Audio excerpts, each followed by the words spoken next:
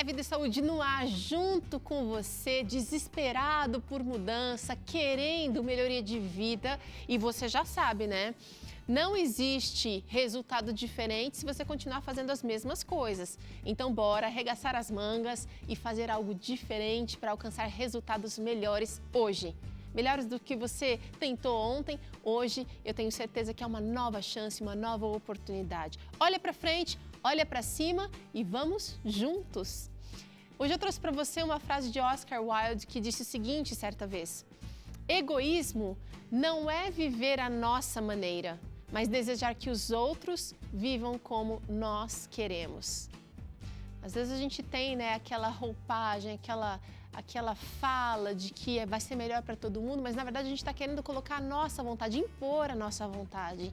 Então, faz aí uma autorreflexão hoje, se você anda sendo egoísta ou se você está pensando no bem de todo mundo, consegue respeitar a vontade das pessoas ao seu redor. E quem ama realmente deixa livre. Jesus seguiu essa prática, Deus fez isso também, nos deixando sempre escolher, e você também precisa aprender a fazer isso. Eu também preciso, nós todos precisamos. Doutora Odeli está aqui com a gente, hoje vamos falar de sarampo, uma preocupação que voltou a mexer com a gente e precisa mexer mesmo, que a gente precisa dar um jeito nessa situação, mas hoje o programa vai tentar falar um pouquinho para você sobre os sintomas, as causas, o que você pode fazer para evitar o sarampo. Por que, doutora, que o sarampo se tornou a preocupação voltou com tanta força agora? Certo. Se a gente lembra, o Brasil, inclusive, já tinha ganhado um certificado de eliminação da doença em 2016. Ai, ai. Foi uma grande vitória naquele momento. E aí, em 2019, perdeu o certificado. E por que aconteceu isso? Porque começaram a aparecer os surtos de sarampo. Então, como muita parte da população não estava vacinada para o sarampo. Por quê? Porque é uma doença que não se escuta muito mais, pensavam que era só coisa de criança, então... Coisa das antigas, né? Vacina também, coisa antiga. Então, o que acontece? O pessoal começou a tomar descuido e aí a doença, uma vez que entrou por ele chegou a entrar através de um navio, né, que chegou em Santos, e aí a doença começou a se espalhar e a afetar pessoas que não estavam vacinadas, que eram suscetíveis, então pegaram no vírus e começou a se espalhar. Agora está mais difícil controlar. Exatamente, e a gente tem um compromisso que o ano vai conseguir zerar novamente, então a gente tem que tentar todos os esforços para conseguir que todo mundo fique vacinado para essa doença. Fala pra gente, doutor, o que é o sarampo? Certo, o sarampo é uma doença infecto-contagiosa, só que ela é extremamente contagiosa. Ela é transmitida através de partículas de ar, que são partículas de aerossol. E de todos os patógenos humanos, o vírus do sarampo é o mais patogênico, é o mais transmissível, o mais contagioso. Então, realmente, uma vez que alguém tem, esse surto pode se propagar de uma maneira muito grande e muito rápida, especialmente quando existem ambientes fechados. Fala pra gente, doutora, a gravidade do sarampo, porque tem gente que acha assim, eu já tive quando eu era pequeno e não tive nada, eu lembro de só umas febres e umas pintinhas no corpo, não é para se preocupar tanto, não é bem assim, né? Não é bem assim, porque a gente tem que lembrar que, assim, muitas vezes nós temos um sistema imunológico que é bom e que realmente pode vir como uma doença leve que não tenha grandes complicações.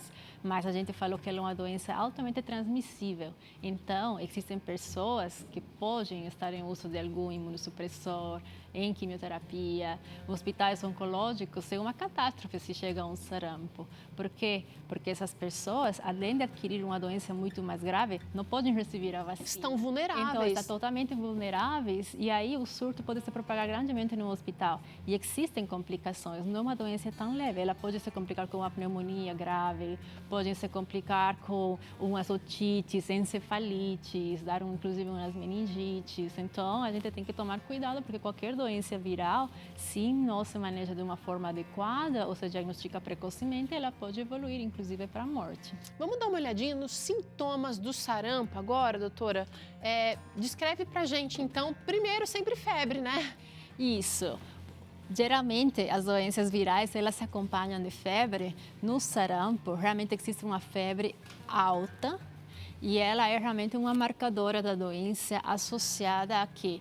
há sintomas respiratórios também. Então, inicialmente, muitos confundem com um quadro gripal, porque começa a aparecer tosse, coriza, então bastante secreção pela nariz. Mas um sinal característico é que também aparece uma conjuntivite junto. Então, os olhos começam a aparecer avermelhados e uns 3 a 4 dias depois, começa aquele exantema, que são aquelas erupções cutâneas características do sarampo, que é aquele eritema que começa geralmente no rosto, certo, retroauricular e vai descendo. Se chama cefalocaudal, porque ele começa na área superior e vai descendo até os troncos e os membros e pode dar coceira? Pode dar coceira, mas não é muito frequente. Então, geralmente, quando ela vem com muita coceira, às vezes tem que descartar, inclusive, algumas farmacodermias, reações a medicamentos, tudo.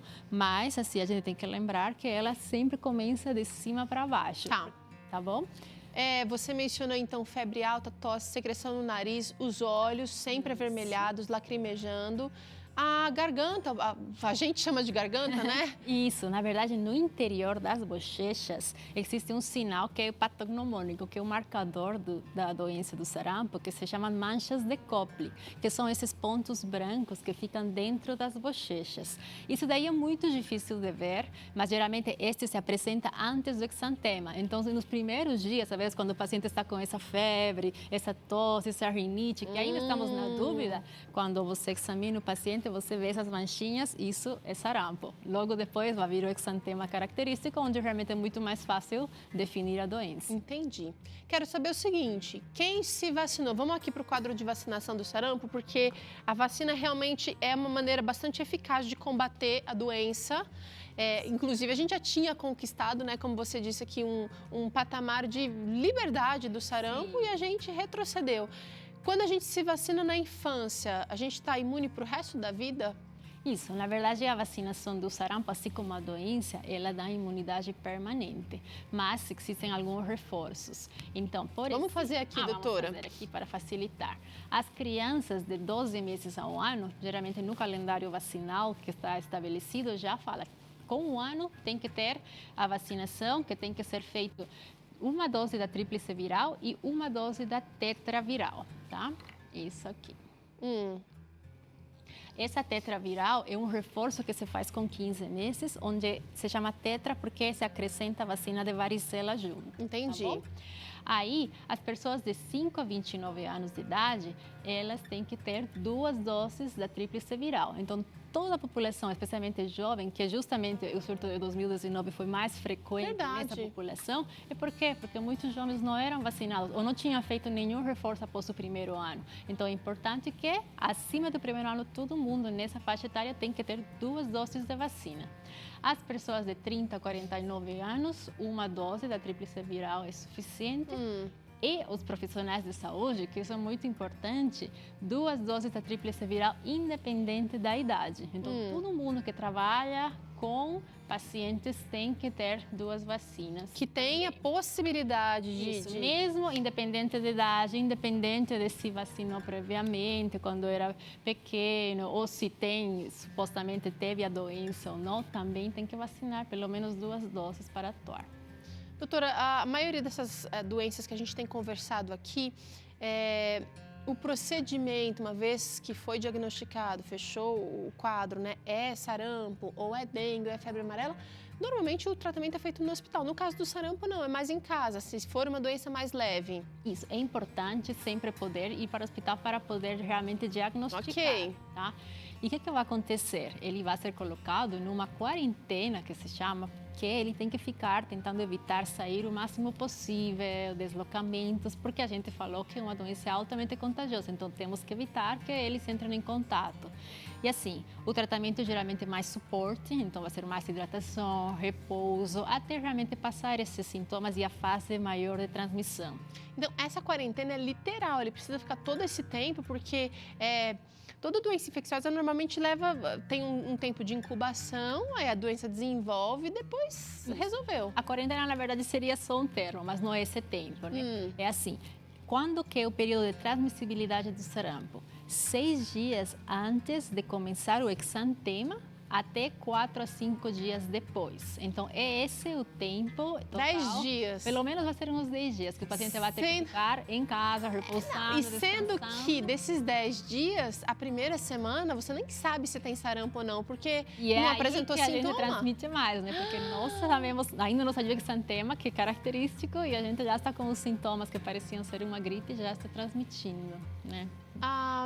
Então, essa história de estar com a imunidade melhor, de se cuidar no dia a dia, realmente faz diferença. E se vacinar também, mas faz diferença no caso do contato com o vírus e da infecção mesmo. Faz diferença, doutora, para que seja, de repente, uma infecção mais leve? Com certeza. Enquanto melhor estiver no sistema imunológico, ele vai poder resolver espontaneamente esse vírus, né? A gente tem que lembrar que esses vírus, eles não são tratados com antibiótico, ou com uma vitamina ou remédio específico. Eles, na verdade, precisam que nosso próprio sistema imunológico reaja, forme os anticorpos e degrade esse vírus para que ele não continue se replicando. Então, enquanto melhor estiver no sistema imunológico, nossa condição de saúde estiver melhor, a gente vai conseguir facilmente combater esse vírus e ele não levar a uma complicação. Entendi. Né?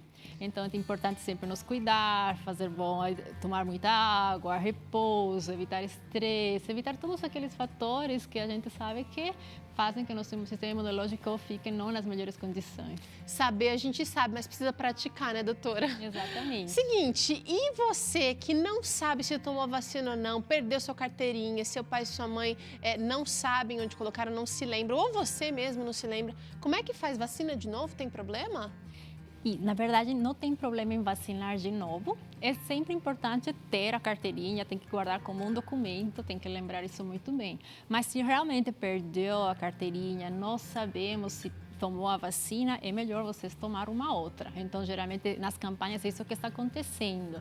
Se existe uma população jovem que é suscetível e estamos querendo cortar esse ciclo de transmissão para evitar essa epidemia, essa perpetuação da epidemia, certo. Então a gente precisa vacinar todo mundo. E se não tem constância de que realmente tem a certificação, então a gente tem que vacinar novamente. Aí me diz uma coisa, doutora, se eu já tive sarampo na infância, eu já tive sarampo, viu? Me lembra dessas doenças todas, o sarampo foi uma que eu tive. Certo. Já tive sarampo, tem um risco de pegar de novo? Então, sarampo é uma das doenças que dá imunidade permanente. Então, em teoria, essa doença não volta, ela não retorna se você já teve no passado. Você diz em teoria porque pode Eu acontecer? digo em teoria, não porque ela vai voltar, o sarampo em si, mas acontece muitas vezes, especialmente na infância, as mães falam que você teve sarampo porque acham que é sarampo, mas ela realmente não foi diagnosticada na devida forma para saber se isso realmente foi um sarampo, entendeu? Muitas vezes pode ter sido uma rubéola, uma catapora, um exantema súbito, algumas outras doenças virais exantemáticas da infância, mas não o sarampo propriamente dito. Entendi. E já quando é adulto tem o sarampo, você diagnostica realmente o vírus do Faz sarampo. todo sentido. Então, é por isso importante sempre, mesmo assim, às vezes tomar vacina quando você acha que teve. Tá. Vamos saber, será que grávida pode tomar a vacina? Doença não, por favor. A vacina do sarampo? Não pode, tá? Existem certa população que não pode tomar a vacina. Uma delas é a gestante.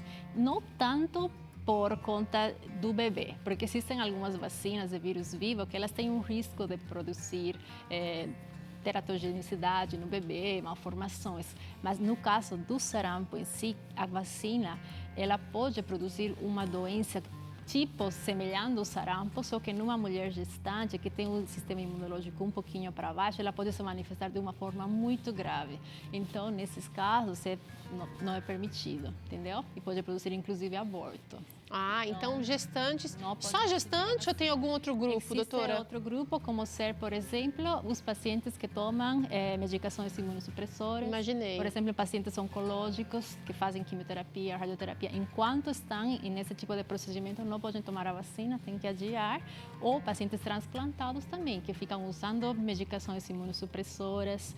E também a gente sempre tenta evitar adiar as vacinas que são de vírus vivo em pessoas que vão ir para o centro cirúrgico, que vão passar por um procedimento cirúrgico, então a gente sempre tenta fazer... Discute com o médico ali, né? Isso. Discute com o médico. Doutora, só para finalizar, uma última informação, né? Quem perdeu a carteirinha de vacina, não sabe onde está, o que é que tem que fazer? É só chegar no posto de saúde? Isso, tem que chegar no posto de saúde para poder, muitas vezes, dependendo do posto, se por acaso já recebeu nesse mesmo posto, é melhor até ir no posto que você já recebeu, embora você perdeu, porque eles às vezes têm um sistema informatizado para poder resgatar o histórico da tua vacinação. Agora, se realmente não tem como e vai ter que fazer uma nova vacinação, tem que tentar guardar bem o documento. Guarda bem aí, é um documento, como a doutora disse aqui, não é um papel qualquer. Guarda junto com os outros documentos importantes que você tem aí, porque vai ser útil, vai ser necessário muitas vezes na vida. Muito obrigada, viu, doutora? A gente que agradece. Olha, a gente vai fazer um rápido intervalo agora. Na volta, tem claramente o psiquiatra, Dr. César Vasconcelos, vai trazer aqui alguns dos sintomas de alta sensibilidade. Muitas pessoas, uma parcela boa da população, apresentam esses sintomas e é interessante você aprender a entender. Será que você também é altamente sensível?